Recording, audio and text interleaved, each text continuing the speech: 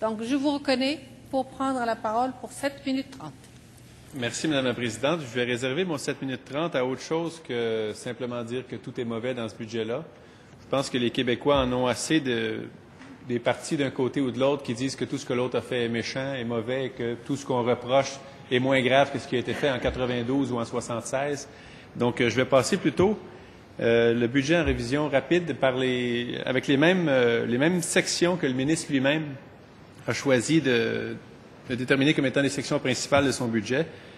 Et ce que je déplore un peu de ce budget-là, c'est que normalement, un budget, ça devrait être l'occasion d'annoncer des projets emballants ou enthousiasmants pour une population et non simplement de voir s'il va y avoir ou non des hausses de taxes, des hausses de tarifs, si les impôts vont baisser ou monter. Et je trouve qu'on aurait pu annoncer des belles choses ces dernières années dans ces budgets-là. Mais malheureusement, c'était plutôt, comme je le disais, une attente à savoir de combien les tarifs et les taxes augmenteraient. Mais je vais commencer avec la première section, première priorité du ministre dans ce budget-là, les finances publiques, évidemment. On peut douter un peu du 2 la limite du 2 de croissance des dépenses quand on regarde les croissances historiques, mais on saura l'an prochain si ça a été atteint ou non. Mais un élément du budget que je trouve un peu étrange, c'est le Fonds des générations. Si c'était une si bonne idée de faire du rendement sur l'argent qu'on peut dégager plutôt que de le remettre à la dette directement, et si c'était vraiment certain qu'on fasse un plus grand rendement à la caisse de dépôt à long terme que sur l'argent de la dette, pourquoi ne pas emprunter des milliards de plus chaque année pour les placer à la caisse et faire encore plus d'argent pour rembourser encore plus rapidement la dette? Donc, le fondement mathématique ou économique sous-jacent au Fonds des générations n'est pas tellement logique. Et moi, je suggérerais qu'on élimine ce fonds-là et qu'on fasse plutôt des versements directs à la dette quand on a des surplus, mais pas qu'on emprunte pour mettre dans un fonds pour payer la dette, puisqu'on l'a vu en 2008, ça peut mal tourner parfois. Et on n'a pas besoin d'années de moins 25 pour que ce soit pas un bon calcul, le Fonds des générations. Si la Caisse fait des années de 0 ou 1 ou 2 ou même de moins 1, moins 2 comme ça peut très bien se produire, ben ça coûte plus cher de faire ça que de rembourser la dette directement.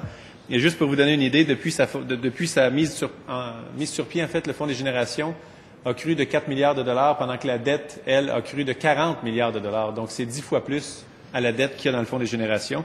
Donc, on voit que l'idée n'est peut-être pas l'idée du siècle et le coût de la dette depuis le début de l'existence du Fonds des générations est plus élevé que le rendement du Fonds des générations. Aussi, si le ministre voulait écouter, en fait, 69 des Québécois, selon le dernier sondage, et qui voulait bien faire en sorte qu'on ait un seul rapport d'impôt au Québec à faire chaque année plutôt que deux, on sauverait avec ça 800 millions de dollars par année et 500 millions simplement pour l'État. Les compagnies et les particuliers sauveraient environ 300 millions, mais l'État sauverait à peu près 500 millions de dollars par année, donc de façon récurrente, ce qui vaut plus que la gratuité scolaire au Québec. Donc, à la fois, on perdrait moins de milliers de millions d'heures chaque année pour faire 2 rapports d'impôt au lieu d'un, parce que vous savez qu'à 6-7 millions de déclarations d'impôts par année, quel que soit le nombre de minutes qu'on y consacre, ça fait des millions d'heures en bout d'année gaspillées du fait qu'on ait 2 rapports d'impôt au lieu d'un seul. Et en plus, l'argent qu'on pourrait économiser en un seul ferait que les étudiants ne seraient pas dans la rue, mais seraient plutôt en classe parce qu'il n'y aurait pas de problème de frais de scolarité. On pourrait même se payer la gratuité scolaire avec cette simple mesure administrative-là. Évidemment, je vais passer rapidement sur le fait que s'il y avait moins de collusion soupçonnées, du moins dans les travaux publics qui font qu'on les paie beaucoup plus cher, il y aurait des centaines de millions de plus dans les coffres de l'État et ça aiderait grandement à faire l'équilibre des finances publiques plutôt que d'augmenter les tarifs et les taxes comme on le fait ces dernières années. Le ministre, dans la deuxième section de son budget, c'était les travailleurs et les entreprises et la création de richesses. Un élément qui aiderait beaucoup le marché du travail au Québec et la création de richesses, ce serait qu'il y ait un arrimage entre les programmes de formation en emploi et l'argent de la Caisse d'assurance-emploi. On le sait actuellement, l'argent est au fédéral, les programmes sont à Québec. Ce qui fait que ces deux programmes-là ne se parlent même pas. Comment voulez-vous qu'on en arrive à des bons programmes d'arrimage qui pourraient faire en sorte, par exemple, qu'une perte d'emploi serait synonyme non pas avec chômage, mais avec formation continue ou perfectionnement. Et tant qu'on n'aura pas la Caisse au même endroit que les programmes de formation de main-d'œuvre, on ne pourra pas faire de bons programmes dans ce domaine-là. Quand on parle des travailleurs et des entreprises aussi, ça passe nécessairement par l'éducation et je pense que la mesure qui a été gardée dans le budget d'augmenter les frais de scolarité drastiquement de 75 à terme, c'est une très mauvaise idée. C'est sûr que toute chose étant égale par ailleurs, quand on augmente le prix d'un bien, l'éducation en est un, quand on augmente le prix d'un bien, sa consommation diminue. Il n'y a pas un économiste qui va vous contredire là-dessus et ça ne donne rien de comparer avec d'autres provinces où les prix sont différents et les taux de participation sont différents aussi parce qu'il y a d'autres facteurs qui ne sont pas les mêmes de part et d'autre dans ces provinces-là. Donc, la hausse des frais de scolarité est très mauvaise à la fois pour les travailleurs à venir du Québec et pour l'économie du Québec.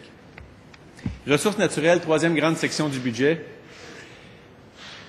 On se contente, et je dis on se contente parce qu'1 milliard, ça a l'air de beaucoup d'argent, mais on se contente d'1 milliard de participation dans nos projets miniers, alors que c'est potentiellement des centaines de milliards de minerais qui vont être extraits de notre sol québécois au cours des prochaines décennies.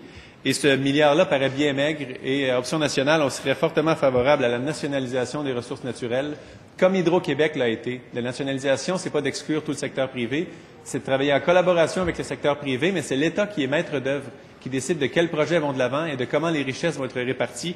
Et dans le cas d'Hydro-Québec, qui a été une nationalisation, ça n'a absolument pas terni la réputation du Québec et il n'y a aucun capital privé qui a fui le Québec de peur de cette nationalisation-là. Et ça a été la plus grande décision économique, ou à peu près, de l'histoire du Québec, la nationalisation de l'hydroélectricité.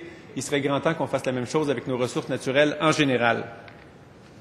Développement durable, autre section du budget.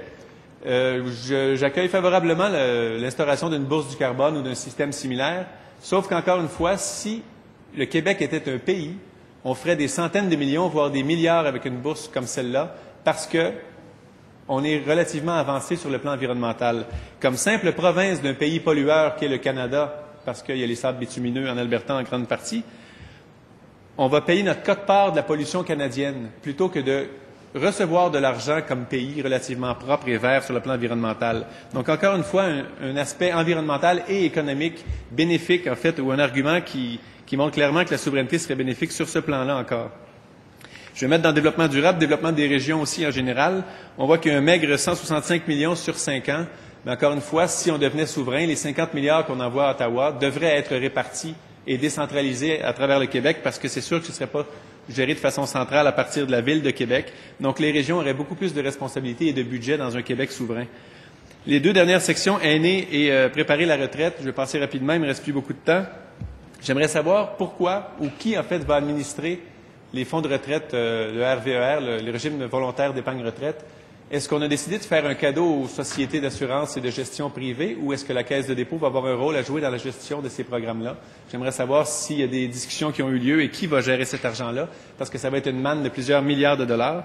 Et dans le cas des aînés, oui, dans le cas des aînés, il y a des personnes souvent malheureusement un peu plus fragiles économiquement.